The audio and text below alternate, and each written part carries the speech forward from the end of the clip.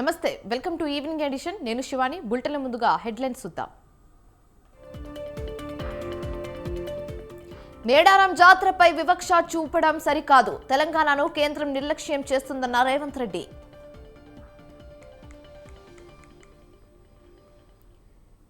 డిమాండ్ల విషయంలో ఎలాంటి పురోగతి లేదు, 27న చలో విజయవాడ యథాతథమన్న ఏపీ జేఏసీ.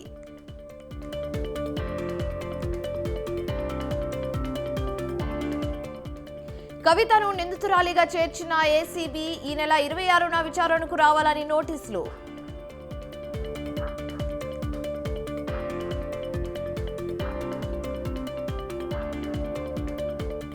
ఏపీలో కాంగ్రెస్, సిపిఎం, సిపిఐ వామపక్షాలతో కలిసి ఉమ్మడి పోరాటాలు చేస్తామన్న షర్మిల.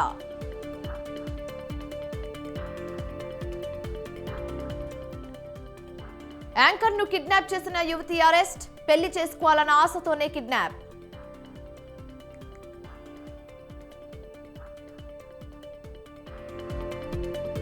సెన్సెక్స్ 15, నిఫ్టీ 4 పాయింట్లు ఫ్లాట్ గా ముగిసిన స్టాక్ మార్కెట్లు.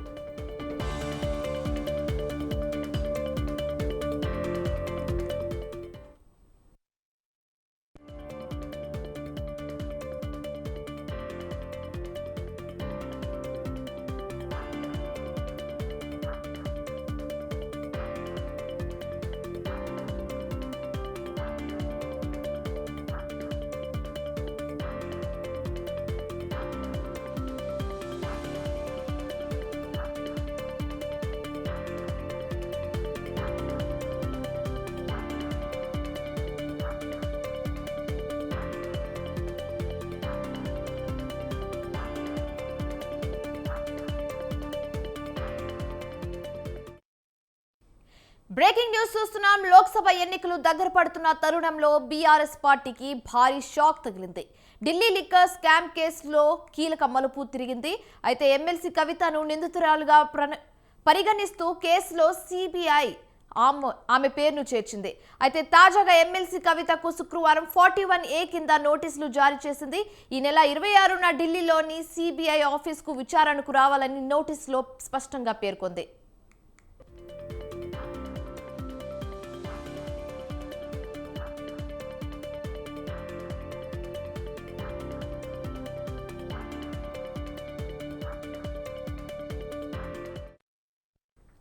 ఇక ఇదే అంశం మీద పూర్తి సమాచారం మా ప్రతినిధి పవన్ ఫోన్ ఇన్ ద్వారా అందిస్తారు. పవన్, చెప్పండి, ఇప్పుడు ఏ సెక్షన్ల కింద కవితకు నోటీసులు జారీ చేయడం జరిగింది? అట్లీస్ట్ ఈ విచారణ తర్వాత అయినా అరెస్ట్ చేసే అవకాశాలు ఏమైనా కనిపిస్తుందా? దీని మీద కవిత ఏ విధంగా స్పందించారు? ఏమైనా స్పందించడం జరిగిందా? మీ వద్ద ఉన్న పూర్తి సమాచారం ఏ విధంగా ఉన్నాయి? ఢిల్లీ లిక్కర్ స్కామ్ లో ఎమ్మెల్సీ కవితకు సిబిఐ అధికారులు 41A కింద నోటీసులు జారీ చేశారు. నెల 26వ తేదీన విచారణకు హాజరు కావాలి ఢిల్లీలోని సిబిఐ కార్యాలయం అని చెప్పి కూడా ఒక నోటీసులో పేర్కొన్నారు.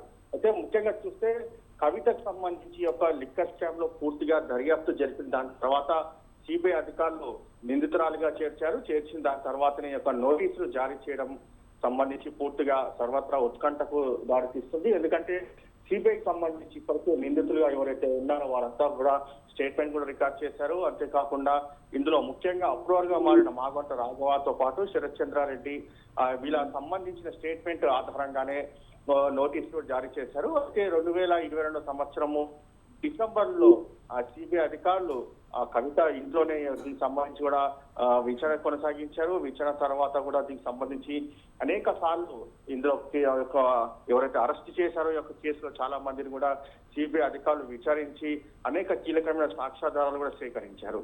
అంతేకాకుండా ఈ యొక్క ఢిల్లీ లిక్కర్ స్కామ్ సంబంధించి రూపకల్పన అనేది మాత్రము సౌత్ నుంచి జరిగింది. అందులో కవిత చాలా కీలకంగా ఉన్నారని మాత్రము ప్రధానంగా చెప్తున్న పరిస్థితి కనిపిస్తుంది. మొత్తానికి ఈ కేసుకు సంబంధించి చూస్తే మాత్రము కవిత ఆ యొక్క 26వ తేదీన హాజరవుతుందా లేదా అనేది మాత్రము పూర్తిగా సర్వత్రా ఉత్కంఠంగా కనిపిస్తున్న పరిస్థితి కనిపిస్తుంది. ఎందుకంటే ఇప్పటికే ఈడీ అధికారులు జారీ చేసిన నోటీసుల ఆధారంగానే ఢిల్లీకి సంబంధించిన సుప్రీంకోర్టు కూడా ఆశ్రయించింది. అయితే ఈ నెల 20వ తేదీన సిబిఐ అధికారులు సంబంధించిన నోటీస్ ప్రకారం అయితే మన విచారణకు హాజరవుతుందా లేకపోతే ఈ యొక్క నోటీసును సవాల్ చేస్తూ మళ్ళీ సుప్రీంకోర్టుకు వెళ్తుందా అనేది మాత్రము ప్రధానంగా ఇంకా తెలవాల్సిన పని కనిపిస్తుంది. ఎందుకంటే ఈ కేసుకు సంబంధించి ఒక నోటీసులు జారీ చేసి దాని తర్వాత టీఆర్ఎస్ నేతలు కావచ్చు, కవితకు సంబంధించిన యొక్క వర్గానికి సంబంధించి కావచ్చు, ఎవరు కూడా ఇప్పటివరకు మీడియాకు మాత్రము ఎలాంటి సమాచారం ఇవ్వలేదు. హాజరవుతుందా లేదా అనేది మాత్రం స్పష్టత రాని పరిస్థితి కూడా కనిపిస్తుంది. కాబట్టి మనకు తెలిసిన ప్రకారం అయితే దీనిపైన లీగల్ ఎక్స్పర్ట్ టీము విచారణకు హాజరు కావాలా లేదా అనేది మాత్రం ప్రధానంగా చర్చించుకున్నట్టుగా మనకు తెలుస్తుంది. ఒకవేళ సుప్రీంకోర్టులో ఆశ్రయించే అవకాశం కూడా చాలా స్పష్టంగా కనిపిస్తుంది. ఎందుకంటే ఈ గతంలో సిబిఐ అధికారులు విచారించినప్పుడు తాను పూర్తిగా సహకరించాను, కానీ మరోసారి ఎందుకు విచారణకు పిలుస్తున్నారు అని మాత్రం ప్రధానంగా ఇందులో ఆమె యొక్క సుప్రీంకోర్టులో పిటిషన్ కూడా దాఖలు చేసే అవకాశం కూడా చాలా స్పష్టంగా కనిపిస్తుంది. Right, thank you Pawan.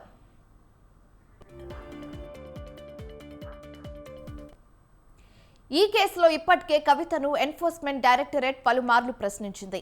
ED తనను విచారించడంపై కవిత సుప్రీంకోర్టును ఆశ్రయించారు.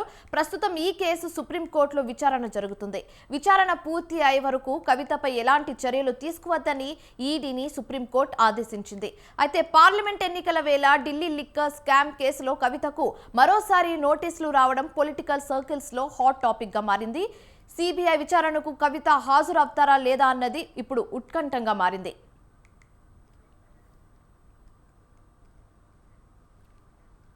ఇక ఇదే అంశం మీద పూర్తి సమాచారం మా ప్రతినిధి సవిన్ ఫోన్ ద్వారా అందిస్తారు. సవిన్, చెప్పండి, గతంలో అసెంబ్లీ ఎలక్షన్ కంటే ముందు కూడా ఇలా సమన్లు జారీ చేయడం జరిగింది, నోటీసులు జారీ చేయడం జరిగింది. ఇప్పుడు పార్లమెంట్ ఎలక్షన్ కంటే ముందు కూడా నోటీసులు జారీ చేశారు. దీన్ని రాజకీయంగా ఏ విధంగా చూడొచ్చు అంటారు? బీఆర్ఎస్ తెలంగాణలో అధికారంలో ఉన్నప్పుడే ఎమ్మెల్సీ కల్వకుంట్ల కవితకు ఢిల్లీ లిక్కర్ స్కామ్ కేసులో సిబిఐ మొదట హైదరాబాద్ లోని తన నివాసంలోనే వివరణ తీసుకుంది. ఆ తర్వాత ఈడీ నోటీసులు జారీ చేసి ఇందులో అంటే డబ్బుల విషయం ఉంది కాబట్టి ఈడీ ఎంటర్ అయింది. ఈడీ నోటీసులు జారీ చేసి ఢిల్లీ వేదికగా ఈడీ కార్యాలయంలోనే 2 రోజుల పాటు ఎమ్మెల్సీ కవితను విచారించింది. ఆ తర్వాత 2 సార్లు నోటీసులు జారీ చేసింది. అంటే తెలంగాణలో అసెంబ్లీ ఎన్నికలకు ముందు ఒకసారి ఈడీ నోటీసులు జారీ చేస్తే తన లాయర్ను పంపి కవిత వివరణ ఇచ్చారు. ఆ తర్వాత అసెంబ్లీ ఎన్నికలు ముగిసిన తర్వాత ఈడీ నోటీసులు జారీ చేసినప్పటికీ కవిత విచారణకు హాజరు కాలేదు. ఇప్పుడు సిబిఐ నిందితురాలుగా చేర్చి ఈ నెల 26వ తేదీన ఢిల్లీలో సిబిఐ కార్యాలయానికి విచారణకు రావాలంటూ ఎమ్మెల్సీ కల్వకుంట్ల కవితను కోరింది. అయితే సుప్రీంకోర్టులో ఇప్పటికే ఎమ్మెల్సీ కల్వకుంట్ల కవిత కేసు దాఖలు చేశారు. ఆ కేసు ఈ నెల 28వ తేదీన తీర్పు రాబోతుంది. దీనికి సంబంధించి మహిళకు ఇంటి వద్దనే విచారించే అవకాశం ఉంది అంటూ ఆ అవకాశాన్ని కల్పించాలంటూ కూడా ఎమ్మెల్సీ కల్వకుంట్ల కవిత సుప్రీంకోర్టులో దాఖలు చేసిన పిటిషన్ లో పేర్కొనడంతో పాటు తనపై ఎట్లాంటి చర్యలు తీసుకోవద్దంటూ కూడా సుప్రీంకోర్టులో ఇప్పటికే పిటిషన్ దాఖలు చేశారు. 28వ తేదీన అది విచారణకు రానుంది. ఈ నేపథ్యంలోనే ఎమ్మెల్సీ కల్వకుంట్ల కవిత ఈ నెల 26వ తేదీన జరిగే విచారణకు హాజరవుతారని ఉత్కంఠగా మారిందని చెప్పుకోవచ్చు. ఇప్పటివరకైతే బీఆర్ఎస్ వర్గాల నుంచి అందుతున్న సమాచారం మేరకు సుప్రీంకోర్టు కేసు ఏదో తర్వాతనే ఈ సిబిఐ విచారణకు హాజరవ్వాలా లేదా అనే దానిపైన ఎమ్మెల్సీ కల్వకుంట్ల కవిత నిర్ణయం తీసుకునే అవకాశం ఉంది. ప్రధానంగా ఢిల్లీ కేంద్రంగా జరిగినటువంటి ఈ లిక్కర్ స్కామ్ కేసులో ఇప్పటికే ఢిల్లీకి సంబంధించి ఆమ్ ఆద్మీ పార్టీకి సంబంధించి ఉప ముఖ్యమంత్రి కీలక నేత మనీష్ సిసోడియాను అరెస్ట్ చేశారు. సౌత్ గ్రూప్ లో ఉన్నటువంటి మాగుంట రాఘవరెడ్డి, ఒంగోలు వైసీపీ ఎంపీ మాగుంట శ్రీనివాసులరెడ్డి కుమారుడు మాగుంట రాఘవరెడ్డిని అరెస్ట్ చేశారు. అరుణ్ రామచంద్ర పిల్లిని అరెస్ట్ చేశారు. శరత్ చంద్రారెడ్డిని అరెస్ట్ చేశారు. వారంతా అప్రూవర్లుగా మారిన తర్వాత ఎమ్మెల్సీ కల్వకుంట్ల కవితకు నోటీసులు జారీ చేసి వివరణ తీసుకున్నారు. ఇక ఇప్పటికే ఢిల్లీ కేంద్రంగా ఈ రోజు ఆమ్ ఆద్మీ పార్టీకి సంబంధించినటువంటి నేతలు కీలకమైన వ్యాఖ్యలు చేశారు. ఇప్పటికే ఆమ్ ఆద్మీ పార్టీ దేశవ్యాప్తంగా ఇండియా కూటమిలో భాగస్వామ్యంగా ఉంది. ఇండియా కూటమి నుంచి బయటకు రావాలి, లేకపోతే 2-3 రోజుల్లో అరవింద్ కేజ్రీవాల్ ని అరెస్ట్ చేసే అవకాశం ఉంది. సిఆర్పిసి 41 కింద నోటీసులు జారీ చేసి సిబిఐ అరవింద్ కేజ్రీవాల్ ను అరెస్ట్ చేస్తుందంటూ ఇప్పటికే ఆమ్ ఆద్మీకి సంబంధించినటువంటి నేతలు ఢిల్లీ వేదికగా బీజేపీపై ఆరోపణలు చేశారు. ఇప్పటికే 7 సార్లు ఈడీ నోటీసులు జారీ చేసిన అరవింద్ కేజ్రీవాల్ ఈడీ విచారణకు హాజరు కాలేదు. మరోవైపు తెలంగాణలో ఎమ్మెల్సీ కల్వకుంట్ల కవితకు నోటీసులు జారీ చేసి విచారణకు రావాలని తెలిపారు. అయితే తెలంగాణలో బీఆర్ఎస్ పార్టీ ఇప్పుడు అధికారాన్ని కోల్పోయి ప్రధాన ప్రతిపక్షంగా ఉంది. మరోవైపు గతంలో యూపీఏ కూటమిలోను ఎన్డీఏ కూటమిలోను బీఆర్ఎస్ పార్టీ భాగస్వామ్యం కాలేదు. 2014 అధికారంలోకి వచ్చిన తర్వాత 2 దఫాలు రాష్ట్రంలో అధికారంలో ఉన్నప్పటికీ కేంద్రంలో అధికారంలో ఉన్నటువంటి బీజేపీకి అనేక సందర్భాల్లో పార్లమెంటు ఉభయ సభల్లో మద్దతు ఇచ్చిన పరిస్థితి అయితే మనకు కనపడుతుంది. అయితే తెలంగాణలో ప్రాంతీయ పార్టీగా ఉన్నటువంటి బీఆర్ఎస్ పార్టీని అస్థిరపరచాలనే ఉద్దేశంతో ఢిల్లీ లిక్కర్ స్కామ్ కేసులో కవితను ఇరికించే ప్రయత్నం, బీఆర్ఎస్ ను దెబ్బతీసే ప్రయత్నం బీజేపీ చేస్తున్నట్టు గతంలో బీఆర్ఎస్ పార్టీ ఆరోపించింది. ఇప్పుడు బీఆర్ఎస్ పార్టీ ప్రధాన ప్రతిపక్షంలోకి వచ్చిన తర్వాత, అదేవిధంగా వచ్చే లోక్సభ ఎన్నికల్లో బీజేపీతో పొత్తు పెట్టుకుంటుందనే వార్తలు వచ్చిన తర్వాత త్వరలోనే కేసీఆర్ ఢిల్లీ వెళ్లి బీజేపీ పెద్దలతోటి చర్చలు జరుపుతారనే ప్రచారం బయటకు వచ్చిన తర్వాత ఇప్పుడు ఢిల్లీ లిక్కర్ స్కామ్ కేసులో ఎమ్మెల్సీ కల్వకుంట్ల కవితకు సిబిఐ నోటీసులు జారీ చేసి విచారణకు రావాలని కోరిన నేపథ్యంలో రాజకీయంగా ఇది ఎలాంటి మలుపులు తీసుకుంటుందనేది మాత్రం మనం కొద్ది రోజులు వేచి చూడాల్సి ఉంది. అయితే ఈ నెల 26వ తేదీన ఎమ్మెల్సీ కల్వకుంట్ల కవిత విచారణకు హాజరవుతారా లేదా అనేది ఒక క్లారిటీ రావాల్సి ఉంది. ఇప్పటికే 28వ తేదీన సుప్రీంకోర్టులో విచారణకు రానున్న నేపథ్యంలో ఎమ్మెల్సీ కల్వకుంట్ల కవిత దాఖలు చేసిన పిటిషన్ పై విచారణ వస్తుంది కాబట్టి ఆ విచారణ ఏదో ఒకటి వచ్చిన దాకానే ఎమ్మెల్సీ కల్వకుంట్ల కవిత వేచి చూసే అవకాశమే ఎక్కువగా కనపడుతుంది. Right, thank you సవీర్.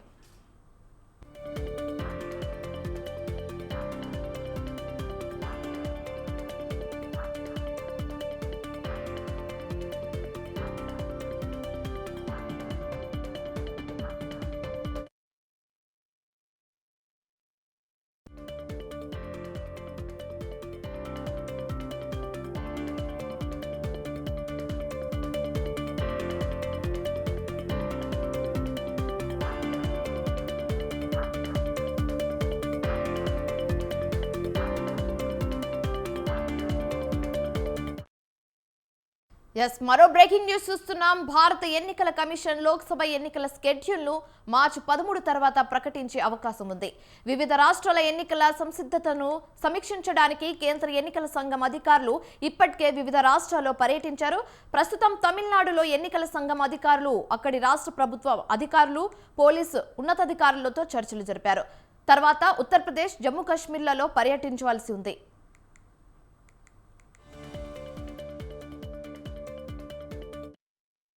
అయితే మార్చి 13 లోపే దాదాపు అన్ని రాష్ట్రాల్లో పర్యటనలు పూర్తి చేస్తారు. అందువల్ల ఎన్నికల షెడ్యూల్ను మార్చి 13న కానీ ఆ తర్వాత కానీ ప్రకటించే అవకాశం ఉంది.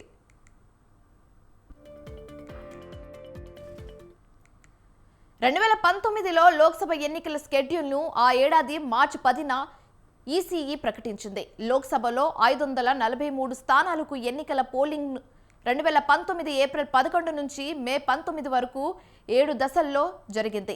మే 23న ఓట్ల లెక్కింపు పూర్తయింది. అయితే 2019లో అర్హులైన ఓటర్ల సంఖ్య 91,20,00,000 మంది కాగా వీరిలో 67% కంటే ఎక్కువ మంది ఓటింగ్ ప్రక్రియలో పాల్గొని తమ ఓటు హక్కును వినియోగించుకున్నారు. అయితే ఈ ఏడాది 97 కోట్ల మంది ఓటు హక్కు వినియోగించుకోవచ్చు.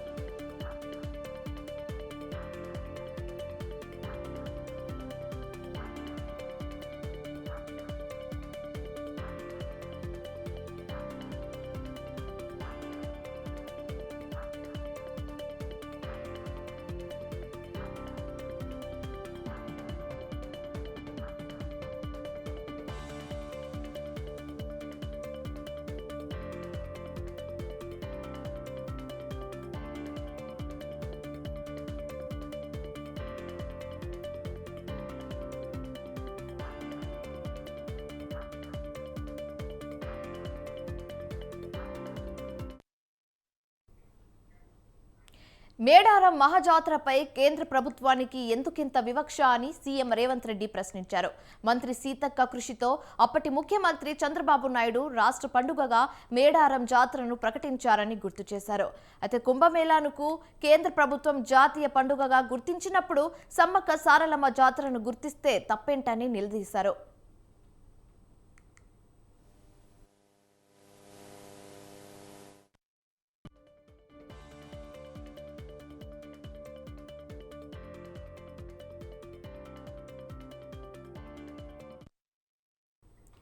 దక్షిణాది కుంభమేళాకు ప్రాముఖ్యత ఇచ్చినప్పుడు మేడారం జాతరను కేంద్రం ఎందుకు విమర్శిస్తుందని రేవంత్ రెడ్డి ప్రశ్నించారు.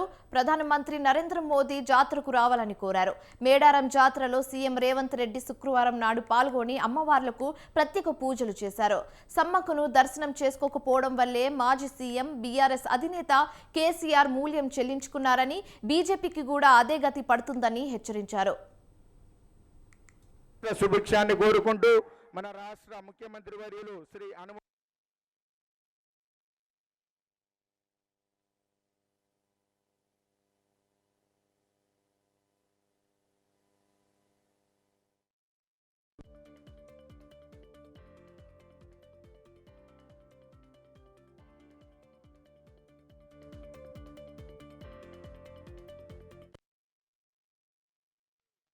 సారలమ్మ సందర్శనకు దర్శించుకొని 4 కోట్ల తెలంగాణ ప్రజల యొక్క సుఖ సంతోషాలు, తెలంగాణ రాష్ట్రంలో మంచి వర్షాలు, మంచి పాడి పంటలు పండాలని, తెలంగాణ ప్రజలు సుఖశాంతులతో వర్ధిల్లాలి అని ఈరోజు దర్శించుకోవడానికి ఇక్కడ ఈ జాతరను సమ్మక్క సారలమ్మ దర్శనానికి పెద్దలందరూ విచ్చేసినందుకు రాష్ట్ర ముఖ్యమంత్రిగా వారికి మనస్ఫూర్తిగా ధన్యవాదాలు తెలియజేస్తున్నాను. సమ్మక్క సారలమ్మ ఆశీర్వాదంతో ఈరోజు తెలంగాణ రాష్ట్రంలో ఇందిరమ్మ రాజ్యము కాంగ్రెస్ ప్రభుత్వం ఏర్పడ్డది. పెద్ద ఎత్తున రాబోయే సమ్మక్క సారలమ్మ జాతరను మా చేతుల మీదుగా భక్తులకు అసౌకర్యం కలగకుండా అన్ని రకాల ఏర్పాట్లు మేమే సొంతంగా పర్యవేక్షించి ఏర్పాటు చేస్తామని ఆ రోజు చెప్పడం జరిగింది. అదేవిధంగా ఈరోజు అమ్మల ఆశీర్వాదంతో అధికారం వచ్చింది. దాదాపుగా 1,50,00,000 మంది భక్తులకు ఎలాంటి అసౌకర్యం కలగొద్దు, ఏర్పాట్లలో లోపం ఉండొద్దు అని చెప్పి మా ప్రభుత్వం 110 కోట్ల రూపాయల నిధులను కేటాయించి,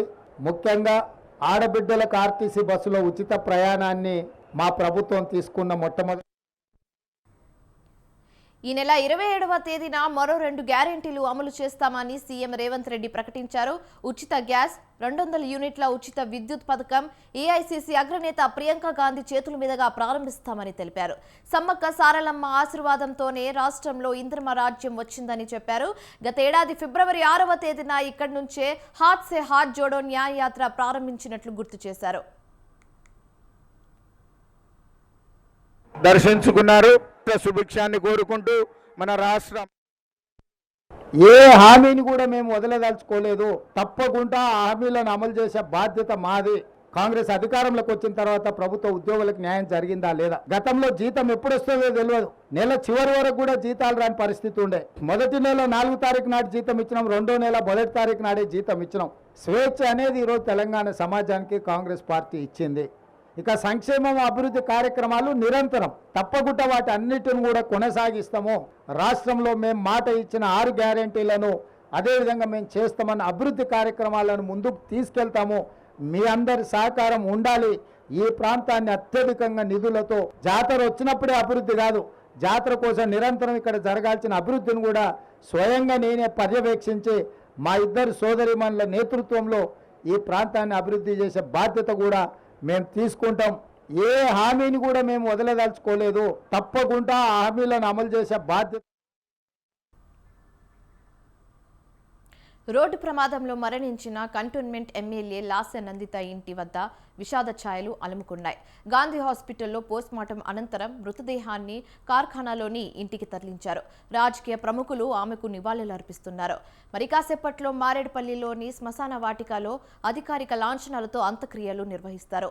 లాసె నందిత కుటుంబ సభ్యులను పలువురు రాజకీయ ప్రముఖులు పరామర్శించారు. లాసె నందిత కుటుంబ సభ్యులను మంత్రి కోమటిరెడ్డి వెంకటరెడ్డి పరామర్శించారు. ఎమ్మెల్సీ కవిత కూడా లాసె కుటుంబ సభ్యులను పరామర్శించి ఓదార్చారు. లాసె ఇంటికి పెద్ద సంఖ్యలో రాజకీయ ప్రముఖులు, అభిమానులు, బీఆర్ఎస్ కార్యకర్తలు చేరుకుంటున్నారు.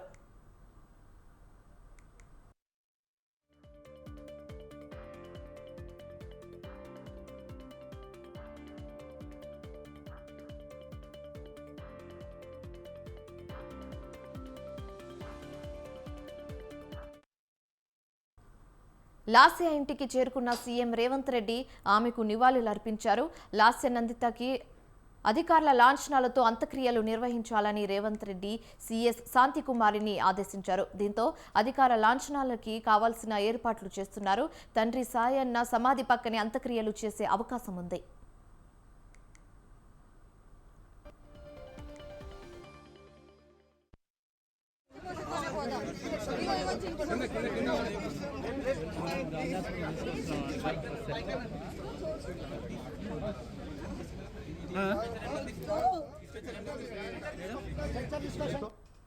లాస్య నందిత తలకు బలమైన గాయం కావడంతోనే అక్కడికక్కడే మృతి చెందినట్లు పోస్ట్మార్టం నివేదికలో వెల్లడైంది. థాయ్ బోన్ రిప్ ఫ్రాక్చర్ అయినట్టు వైద్యులు పోస్ట్మార్టం నివేదికలో వెల్లడించారు. శరీరంలోని ఎముకలు పూర్తిగా దెబ్బతిన్నాయన్నారు. సీట్ బెల్ట్ పెట్టుకోకపోవడంతోనే ప్రమాదం తీవ్రంగా ఎక్కువైందని చెప్పారు.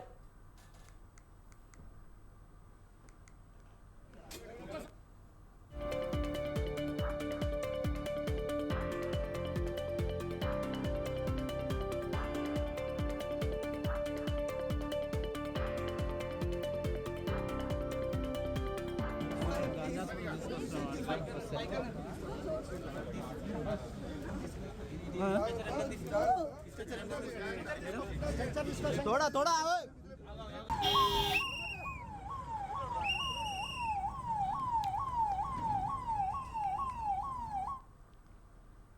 రోడ్డు ప్రమాదంలో మరణించిన కంటోన్మెంట్ ఎమ్మెల్యే లాస్య నందిత ఇంటి వద్ద విషాద ఛాయలు అలుముకున్నాయి. గాంధీ హాస్పిటల్లో పోస్ట్మార్టం అనంతరం మృతదేహాన్ని కార్ఖానాలోని ఇంటికి తరలించారు. రాజకీయ ప్రముఖులు ఆమెకు నివాళులర్పిస్తున్నారు. మరి కాసేపట్లో మారేడుపల్లిలోని శ్మశాన వాటికలో అధికారిక లాంఛనాలతో అంత్యక్రియలు నిర్వహిస్తారు. లాస్య నందిత కుటుంబ సభ్యులను పలువురు రాజకీయ ప్రముఖులు పరామర్శించారు. లాస్య నందిత కుటుంబ సభ్యులను మంత్రి కోమటిరెడ్డి పరామర్శించారు. ఎమ్మెల్సీ కవిత కూడా లాస్య కుటుంబ సభ్యులను పరామర్శించి ఓదార్చారు.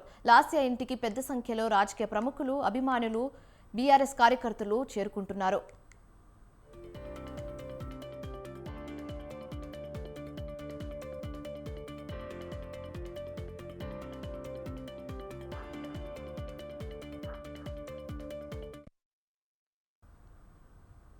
లాస్య ఇంటికి చేరుకున్న సీఎం రేవంత్ రెడ్డి ఆమెకు నివాళులర్పించారు. లాస్య నందితకి అధికారుల లాంఛనాలతో అంత్యక్రియలు నిర్వహించాలని రేవంత్ రెడ్డి సీఎస్ శాంతికుమారిని ఆదేశించారు. దీంతో అధికారుల లాంఛనాలకి కావాల్సిన ఏర్పాట్లు చేస్తున్నారు. తండ్రి సాయన్న సమాధి పక్కనే అంత్యక్రియలు చేసే అవకాశం ఉంది.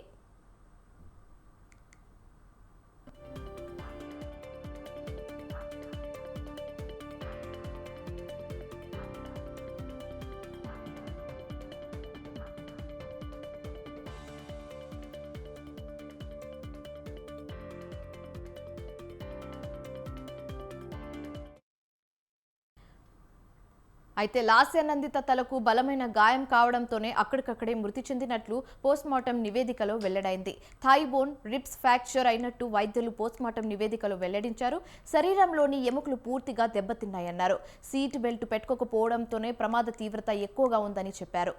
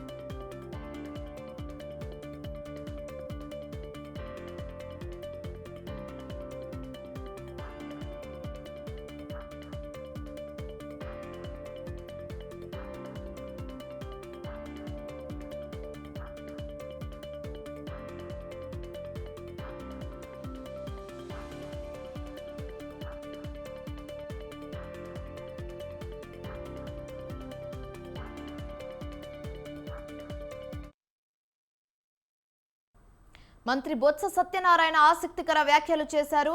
షర్మిల అరెస్టు విషయం తనకు తెలియదన్నారు. తాము ఎప్పుడూ ప్రజాస్వామ్యయుతంగానే ఉంటానని, చట్టం తన పని తాను చేసుకుంటూ పోతుందన్నారు. రాజకీయ పార్టీలు సభలు సమావేశాలు పెట్టుకోవాల్సిందిగా చెప్తున్నారు. అయితే ఇది ఎన్నికల సమయం కాబట్టి నేతలు వాళ్ళ వేషాల్లో వాళ్ళు వస్తున్నారన్నారు.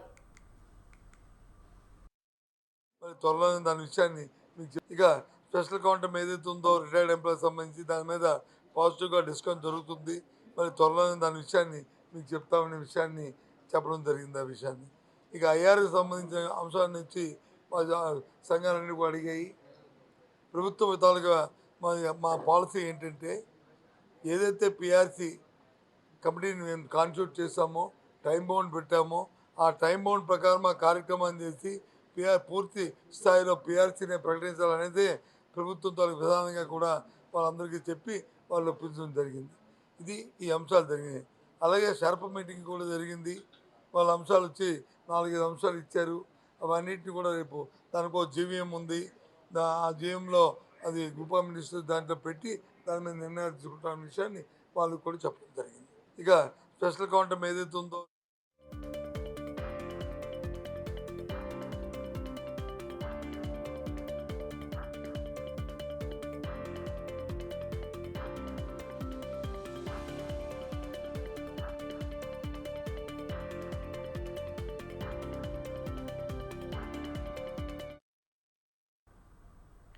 కాంగ్రెస్ నాయకుడు రాహుల్ గాంధీకి జార్ఖండ్ హైకోర్టులో చుక్కెదురైంది.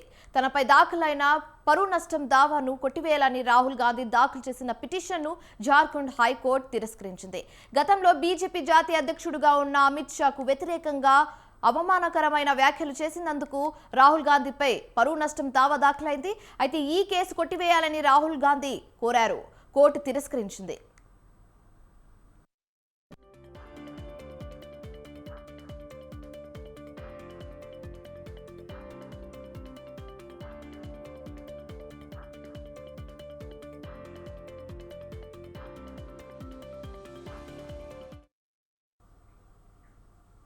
లోక్సభ మాజీ స్పీకర్ మనోహర్ జోషి కన్నుమూశారు. 86 ఏళ్ల మనోహర్ జోషికి గుండెపోటు రావడంతో ముంబై పీడీ హిందూజా హాస్పిటల్లో చేర్చారు. చికిత్స పొందుతూ ఆయన కన్నుమూశారు. 2023 మే నుంచి ఆయన అనారోగ్య సమస్యలతో బాధపడుతున్నారు.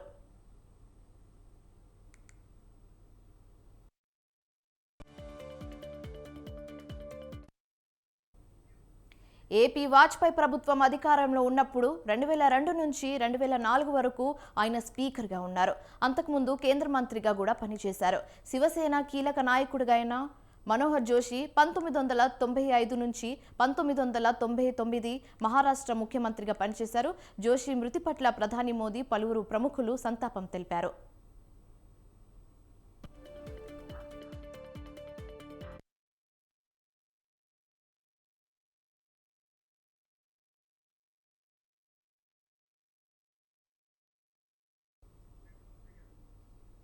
ఇవి ఇప్పుడు వరకున్న updates. For more updates keep watching స్వతంత్ర.